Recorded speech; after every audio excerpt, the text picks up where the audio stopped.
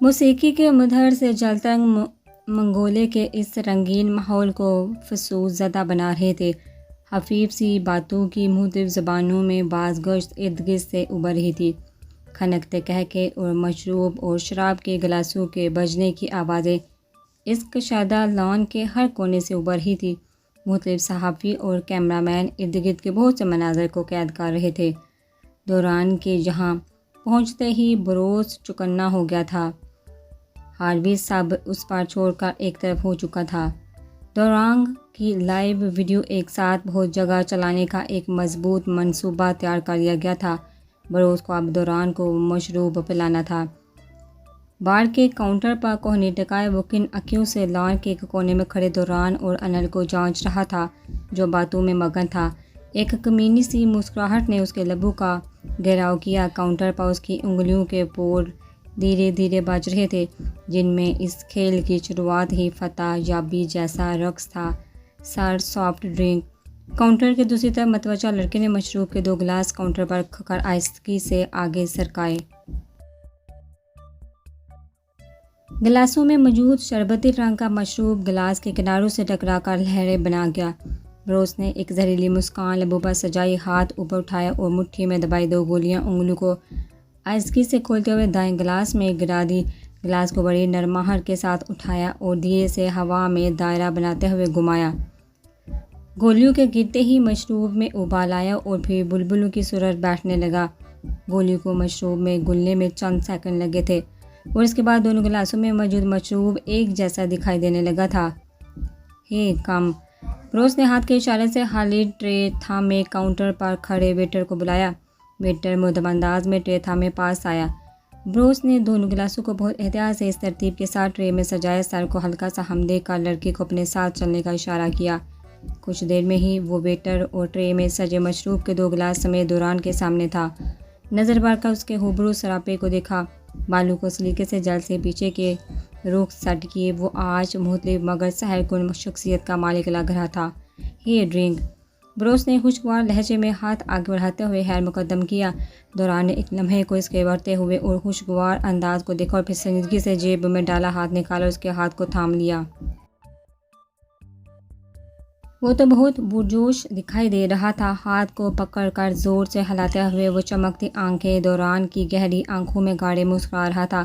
بہت دیر سے آئے آنکھیں منتظر تھی تمہاری چہکتے ہوئے جھوٹی محبت جگائے۔ میں وقت پر پہنچنے کا عادی ہوں۔ آپ نے انتظار وقت سے پہلے شروع کر دیا ہوگا، ٹھہرے لہجے میں جواب دیا۔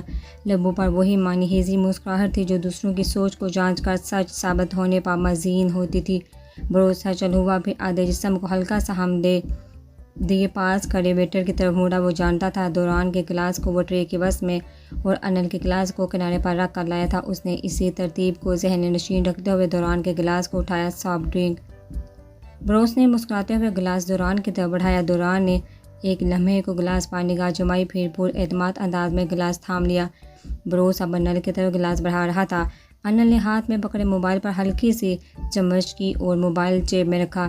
جاندار مسکراہٹ سجائے بروس کے ہاتھ سے گلاس تھام لیا۔ 1-2 سیکنڈ کے توقف کے بعد ہی وہاں موجود نفوس کے درمیان موبائل فون رنگ گونج اٹھی۔ دوران نے لبوں کے قریب کیے ہوئے گلاس کو نیچے کیا، جیب میں ہاتھ ڈالا۔ موبائل بج رہا تھا، اوپر انل کا نمبر چمک رہا تھا۔ دائیں ہاتھ میں تھاما گلاس انل کی طرف بڑھایا۔ جیسے ہی گلاس انل کے ہاتھ میں منتقل ہوا، اسی لمحے بروس کی نگاہیں اس کی تھمی سانسوں کے ساتھ گلاس پر جمیں۔ دوران موبائل کان سے لگا چکا تھا۔ انل کے دونوں ہاتھوں میں اب مشروب سے بڑے ایک جیسے گلاس موجود تھے۔ دوران کا گلاس وہ بائیں ہاتھ میں تھامے ہوئے تھا۔ وہ دوران کے گھونٹ بھرنے سے پہلے تک یہاں سے جانے والا نہیں تھا، یہ وہ باہو بھی جانتا تھا۔ ہیلو۔ مصروف سے انداز میں فون کان سے لگاتے وہ چند قدم آگے بڑھا۔ بروس کی ناکیوں سے جانچتی نگاہ انل کے بائیں ہاتھ میں رکھے ابھی وہی کھڑا تھا۔ انل نے گہری نگاہوں سے بروس کی طرف دیکھا۔ ذہن میں دوران کی آواز گونج رہی تھی، تم مجھے کال کرو گے، میں تمہیں اپنا گلاس پکڑاؤں گا۔ اور اس کے کہنے کے مطابق گلاس تھام چکا تھا۔ ذہن میں اسی کی اگلی ہدایت گونجی، وہ میرے گلاس پر نظر رکھے گا، اسی لیے جس وقت میں پلٹوں گا تمہیں پورا کور کروں گا اور تمہارے والا گلاس پکڑتے ہی 1 سیکنڈ سے پہلے تم میرا گلاس دوسرے ہاتھ میں منتقل کرو گے۔ دوران کی دی ہوئی ہدایت وہ ذہن میں دہرا رہا تھا اور جیسا اس نے کہا تھا ویسا ہی ہوا۔ بروس وہاں سے جانے کی بجائے وہیں اس کے ہاتھوں پر نگاہ جمائے کھڑا تھا۔ دوران فون کو واپس اپنی جیب میں رکھتے ہوئے پلٹا اور اس کی طرف بڑھا۔ اب ایک سیکنڈ میں انہیں اس سب پر عمل کرنا تھا۔ جیسے ہی دوران نے اس کے بالکل سامنے آ کر اس کے گلاس کو تھاما، انل نے اتنی ہی تیزی سے اس کے والے گلاس کو دائیں ہاتھ میں منتقل کیا۔ دوران کے پلٹتے ہی بروز کی نگاہ انل کے ہاتھ پر گئی تھی اور پھر اس کی اٹکی سانسیں بحال ہوئی۔ دوران نے درست گلاس ہی واپس پکڑا تھا۔ دوران نے گلاس تھامتے ہی لبوں کو لگایا۔ اس کے گونج بڑھتے ہی بروز کے چہرے پر فاتحہ جیسے آثار تھے۔ بروز کا مقصد پورا ہو چکا تھا، اس کا اب یہاں کھڑے رہنا بیکار تھا۔ وہ چند ادھر ادھر کی باتوں کے بعد دونوں کو پارٹی سے لطف اٹھانے کا کہتا ہوا وہاں سے جا چکا تھا۔ اس کے جاتے ہی انل دوران کے قریب ہوا جو بڑے مزے سے مشروب کے گونج بڑھ رہا تھا۔ مجھے ان کی سمجھ آتی ہے، وہ یہ سب کیوں کر رہے ہیں؟ وہ تمہارا یہ برم ختم کرنا چاہتے ہیں جو تمہیں پوری انڈسٹری میں سب سے منفرد بناتا ہے، لیکن تم اپنے ساتھ ایسا کیوں کر رہے ہو؟ یہ میری سمجھ سے باہر ہے۔ انل اس وقت بھی اس کے اس فیصلے کو لے کر نالاں تھا۔ دوران نے اس کی بات پر نگاہ جب سامنے جمائی جہاں سوئمنگ پول کے پانی میں روشنیوں سے جگمگاتی عمارت کا عکس جھلملا رہا تھا۔ مجھے خود نہیں پتا، میرا دل بھی کہہ رہا ہے میں یہ سب کیوں کر رہا ہوں، لیکن اس وقت میں اپنے دماغ کے قابو میں ہوں جو کہہ رہا ہے مجھے یہ کرنا ہے۔ دوران نے ساکن نگاہیں دھیرے سے لہریں بناتے عکس پر جما کر جواب دیا۔ انل نے گہری نگاہیں اس پر ڈالی۔ وہ متواتر مشروب کے گنج بڑھتا جا رہا تھا۔ انل کو بھی مشروب پینا تھا۔ وہ لوگ دوران کو جانچ رہے ہوں گے، اسی لیے ان کی چھوٹی سی غلطی بھی ان کو مشکوک بنا سکتی تھی۔ تو میں سمجھ جاؤں پھر یہ معاملہ اتنا سیدھا نہیں جتنا دکھائی دے رہا ہے۔ انل نے ایک ہاتھ اٹھائے تاثر ظاہر کیا۔ دوسری طرف گہری خاموشی تھی۔ اب کمرے میں اس لڑکی کے آنے کے بعد کیا کرو گے تم؟ انل نے مشروب کا گونج بڑھا۔ جو انہوں نے سوچا ہے اس کا الٹ کروں گا، مجھے پتا ہے میری یہ ویڈیو لائیو چلے گی، پرشوق لہجے میں جواب دیا اور گلاس میں موجود مشروب ایک سانس میں ہی اپنے اندر انڈیل لیا۔ گاڑی ہلکی سی چرچراہٹ کے بعد رکی تھی۔ وہ گاڑی کی پچھلی نشست پر بیٹھے ان پاگلوں کی طرح گردن ارد گرد گھما رہی تھی، جبکہ سیاہ پٹی آنکھوں پر بندھی ہونے کے باعث گپ اندھیرے کے سوا کچھ نہیں تھا۔ اس کی آنکھوں پر بندھی پٹی مختلف مقامات پر اتاری گئی تھی، لیکن اس وقت اس کے ساتھ ایک لڑکا کمر پر پسٹل رکھ کر بیٹھ چکا تھا۔ پتہ نہیں کتنے گھنٹوں کی مسافت کے بعد وہ اب کہیں پہنچے تھے۔ خوف سے دل لرز رہا تھا، پتہ نہیں وہ اب کہاں ہوگی اور کہاں اس کے ساتھ کیا کیا جائے گا۔ ذہن خوف کے زیر اثر مفلوج ہو رہا تھا۔ گاڑی کے دروازے کے کھلنے کی آواز ابھری اور پھر کسی نے اسے بازو سے کھینچتے ہوئے گاڑی سے اتارا۔ گاڑی سے اترنے کے بعد اس کی آنکھوں سے پٹی کو پھر سے ہٹا دیا گیا۔ اچانک سے تیز روشنی نے آنکھوں کو چن دیا تھا۔ وہ بڑی نکلی پلکوں اور میک اپ سے آئی اٹھی آنکھوں کو زور سے میر چکی تھی۔ گاڑی سے اترنے والے دونوں لڑکوں میں سے ایک لڑکا اب اس کے ہاتھ کھول رہا تھا، جبکہ دوسرا اس کو پسٹل دکھاتے ہوئے خبردار کر رہا تھا۔ جبی نے ایک اچھتی نگاہ اس شاندار عمارت پر گھمائی جس کے راہداری پر اب وہ دونوں لڑکوں کے ہمراہ ان کے درمیان میں چل رہی تھی۔ اونچی ہیل اور کٹ دار میکسی سے باہر نکلتی ایک ٹانگ کی وجہ سے اسے چلنے میں دشواری پیش آ رہی تھی۔ پسٹل دکھانے والے لڑکے نے بڑے انداز میں اس کی کمر کے گرد بازو حال کر رکھا تھا۔ راہداری سے آگے آتے ہی جیسے اس اندھیری رات میں بھی بہار کا سماں تھا، مینگولے کے وسیع لان کا منظر بہت سحر پھونک رہا تھا۔ وہ کیا کوئی بھی دیکھتے ہی پہچان جاتا کہ یہ کوئی بہت بڑی تقریب ہے۔ وہ لڑکے اب اس کے ہمراہ چلتے ہوئے راہداری سے تھوڑا آگے آنے کے بعد رک چلے تھے، شاید وہ جہاں کسی کا انتظار کر رہے تھے۔ چند سیکنڈ کے وقفے کے بعد ایک مغربی شخص ان کی طرف آتا دکھائی دیا۔ وہ جیسے جیسے فاصلہ کم کرتا جا رہا تھا اس کی جبیں پر ٹکی نگاہیں سکڑتی جا رہی تھی۔ وہ پیشانی پر پڑے شکن گہرے ہو رہے تھے۔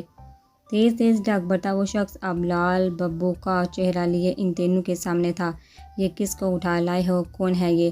بروس غصے میں دانت پیستے ہوئے دونوں لڑکوں پر چڑھ دوڑا۔ وہی لڑکی جو آپ نے منگوائی اور شیون باس نے جس کو یہاں لانے کا کہا۔ برجستہ جواب آیا۔ وہ آپس میں انگلش میں بات کر رہے تھے جو وہ بآسانی سمجھ رہی تھی۔ وہ یقیناً کسی اور کی جگہ یہاں غلطی سے آ گئی تھی، اس لیے سامنے کھڑا آدمی اب دونوں لڑکوں پر بھڑک رہا تھا۔ یہ وہ لڑکی نہیں اہم کو میں نے لیسا کا کہا تھا۔ بے سہتا بروس کا ہاتھ اپنی پیشانی کو پیٹ گیا۔ دونوں لڑکے اب ہونکوں کی طرح ایک دوسرے کی صورت دیکھ رہے تھے، جبکہ بروس اب غصے میں جیب میں ہاتھ ڈال کر اپنا موبائل نکال چکا تھا۔ تیزی سے موبائل کی اسکرین پر انگلیاں چلانے کے بعد وہ موبائل کو کان سے لگائے غصے سے اب دوسری طرف موجود نفس کے فون اٹھانے کا منتظر تھا۔ اس کو زیادہ دیر انتظار نہیں کرنا پڑا تھا۔ یہ کس کو بھیج دیا؟ لیسا کہاں ہے؟ دوسری طرف سے جس نے بھی فون اٹھایا تھا بروس اس پر سرد لہجے میں برس پڑا۔ مطلب لیسا ہی بجوائی ہے؟ شیون نے حیرت کا اظہار کیا۔ یہ لیسا نہیں ہے، کس کو اٹھا کر بھیج دیا؟ سارا پلان چوپٹ کر دیا۔ بروس کا غصہ شدت اختیار کرتا جا رہا تھا۔ نام کیا ہے تمہارا؟ بروس نے فون کو کان سے ہٹائے کرہت لہجے میں جبی سے پوچھا۔ جبی جو کان کھڑے کیے اس کی باتیں سمجھ رہی تھی ایک لمحے کے لیے سٹپٹا کر تینوں کی طرف دیکھا۔ جبی گھٹی سی آواز میں اپنا نام بتایا۔ اس سے پہلے کہ وہ شیون کو کچھ سمجھاتا وہ خود ہی سمجھ گیا تھا کہ لیسا کی جگہ وہ نئی لڑکی مینگولے پہنچ گئی ہے۔ لگتا ہے لڑکیاں ایکسچینج ہو گئے ہیں۔ شیون کی پریشان کن آواز ابھری۔ مجھے لیسا ہی چاہیے، بروس نے چبا کر غصے میں کہا۔ دیکھو بروس، یہ ممکن نہیں۔ اب لیسا 2 گھنٹے پہلے اس لڑکی کی جگہ دوسرے ہوٹل پہنچ چکی ہے اور کلائنٹ کی کال آ چکی ہے۔ مجھے تو میں کیا کروں اب؟ میرا کیا؟ ہاں، بروس کی آواز مزید اونچی ہوئی۔ دیکھو میں سمجھتا ہوں غلطی ہوئی ہے، مگر اب کچھ نہیں ہو سکتا سوائے اس کے کہ تم اس لڑکی سے کام چلاؤ ایک دم fresh. Shut up, just shut up. Bruce نے فون کو کان سے دور کیے چیخ کر اس کی بات کو کاٹتے ہی فون بھی کاٹ دیا۔ ایک آبرو اچکائے جانچتی نگاہ جبی پر ڈالی۔ شیون کی بات غلط نہیں تھی۔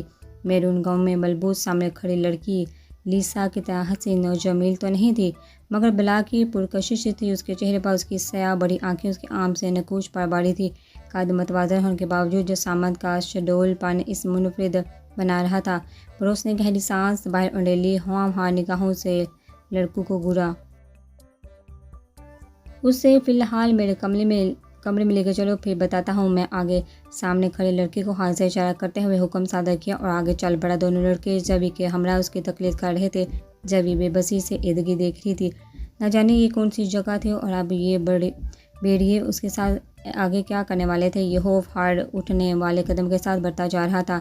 سورج پوری جوبن میں آسمان پر چمک رہا تھا۔ تیز شعاعیں کراچی شہر کو اپنی لپیٹ میں لیے ہوئے تھی۔ ایلیمنٹری بوائز اسکول کی اس سرخ و سفید عمارت میں اس وقت لڑکوں کا بے ہنگم شور گونج رہا تھا، یا شاید اسکول کی ریسز کا وقت تھا۔ ان گنت ایک ہی قطار میں بنے کمروں والے اس اسکول کا یہ چھٹی جماعت کا کمرہ تھا۔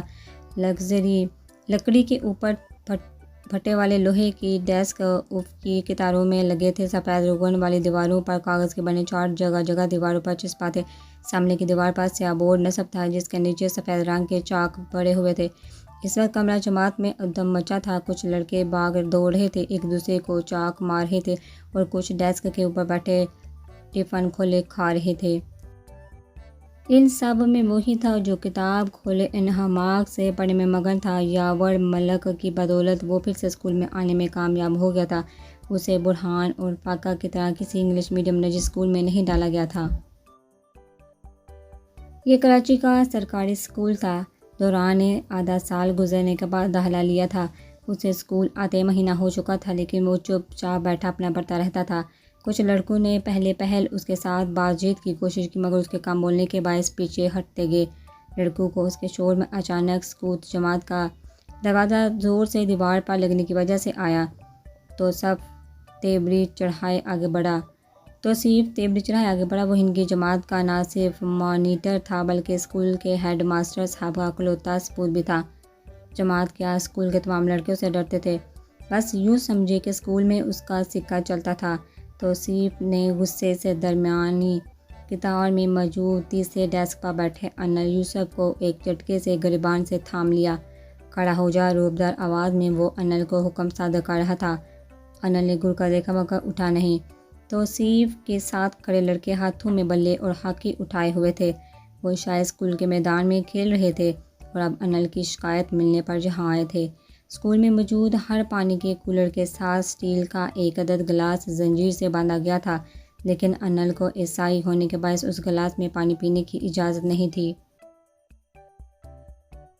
کھڑا ہو، سنا نہیں؟ توصیف تیکھی آواز میں دوڑا۔ پوری جماعت کے لڑکے اب سب مصروفیت چھوڑ کر ان کی طرف متوجہ تھے۔ دوران کتاب پڑھ سے سر اٹھایا اور ڈیسک پر بیٹھے معصوم صورت لڑکے کو دیکھا جو توصیف کے مقابلے میں ناتواں تھا، لیکن وہ اس سے دب نہیں رہا تھا۔ کولر کے گلاس میں پھر سے پانی پیا تم نے؟ توصیف نے غصے سے ناک پھلاتے ہوئے پوچھا۔ ہاں پیا، وہ سب کے لیے ہے، وہاں نہیں لکھا کہ صرف مسلمان لڑکے ہی پی سکتے ہیں۔ انل نے برابر تیوری چڑھائی۔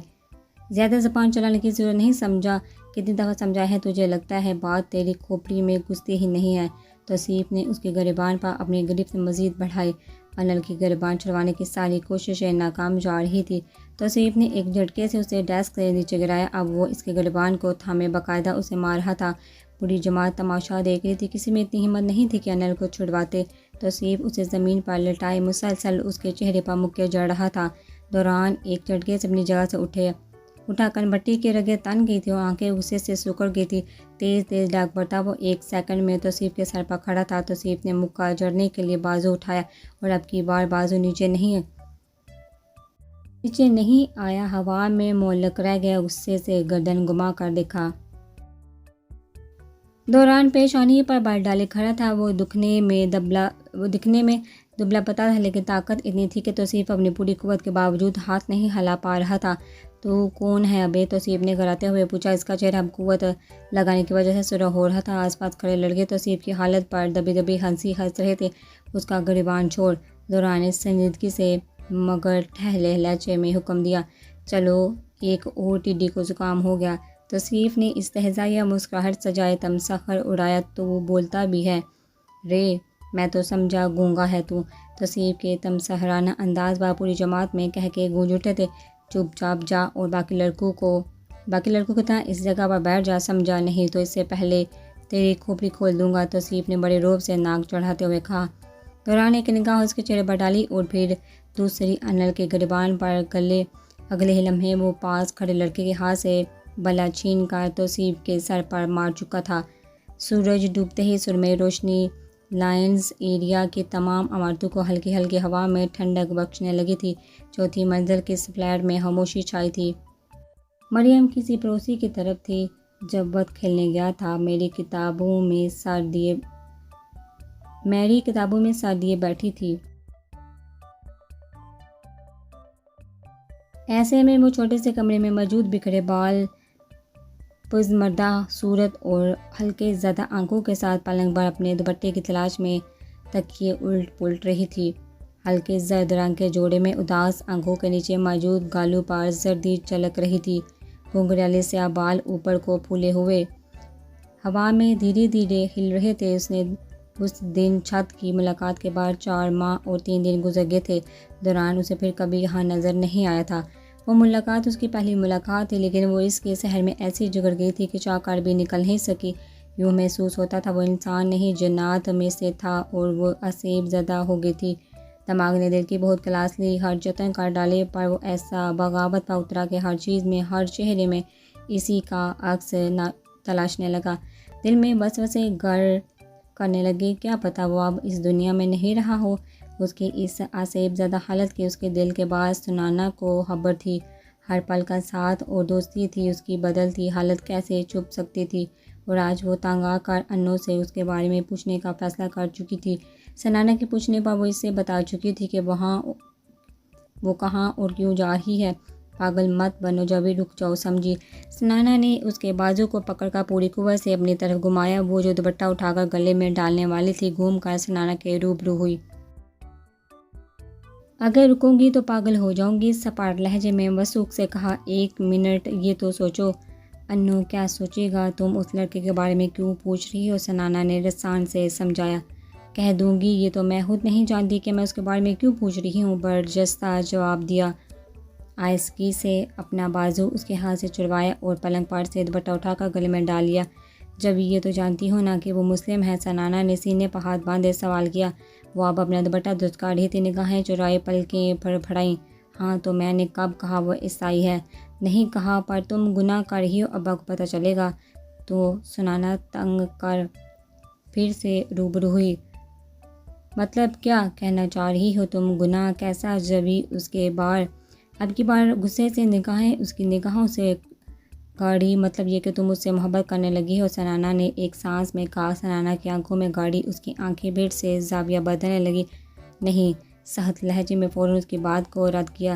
جھٹلاؤ مت، مجھے پاگل نہیں ہو، میں بہن ہوں تمہاری، ہر صورت ہر کسی کی تو نہیں، لیکن تمہاری آنکھیں پڑھنا میں جانتی ہوں۔ پاگل ہو چکی ہو اس لڑکے کے لیے، اور یہ پاگل پن اب شدت اختیار کرتا نظر آ رہا ہے مجھے۔ ثنانا دو ٹوک لہجے میں جواب دیا۔ نہیں تم غلط ہو، مجھے اس سے محبت نہیں، اور محبت یوں نہیں ہوتی۔ گڑبڑا کر اس کی بات کی نفی کی۔ تو پھر کیسے ہوتی ہے؟ تم سے 2 سال چھوٹی ہوں، پر بچی اب میں بھی نہیں ہوں۔ 4 ماہ ہو گئے ہیں تم بن پانی کی مچھلی کی طرح تڑپ رہی ہو۔ سرشام بالکنی کے چکر، دوپہر کو ہنا کے گھر کے بلا وجہ چکر، ثنانا چھت پر جانا، سنسان چھت پر جانا، اور اب کیا کرنے جا رہی ہو؟ انوں سے اس کے بارے میں پوچھنے جا رہی ہو؟ ثنانا نے پیشانی پر بل ڈالے، اسے آئینے دکھایا جو شاید اس کے ساتھ ساتھ خود کو بھی دھوکہ دے رہی تھی۔ دوسری طرف خاموشی تھی۔ ثنانا نے گہری سانس لی، محبت سے اسے قریب کیا۔ چوی یہ کھائی ہے، تم گری نہیں ہو ابھی اس میں، پلٹ آؤ، اسے بھول جاؤ۔ اجنبی تھا، ایک دن اتفاق سے ملاقات ہوئی تم دونوں کی، اور بس۔ ثنانا نے رسان سے سمجھاتے ہوئے اب اسے دونوں کندھوں سے تھام لیا تھا۔ میں اس سے محبت نہیں کرتی ثنانا، مجھے تو انو سے بس یہ پوچھنا ہے کہ وہ زندہ ہے کہ نہیں۔ وہ اس دن چھت سے چھلانگ لگانے والا تھا تو زمین نے سر کو جھٹکتے ہوئے چڑکا بتا دی، اور انو نے کہا کہ وہ مر۔ ایک زوردار تھپڑ ثنانا کے جملے کو مکمل نہیں کر سکا تھا۔ جبھی اسے تھپڑ مارنے کے بعد اب مجسم بنی کھڑی تھی، جبکہ ثنانا گال پر ہاتھ رکھے حیرت سے اسے دیکھ رہی تھی۔ یہیں پل خاموشی نگل گئی، اور پھر آواز گونجی، پر اعتماد وہ مر نہیں سکتا۔ دلگیر لہجہ وہ جھٹکے سے پلٹی اور تیز قدم بیرون دروازے کی طرف بڑھا دیے۔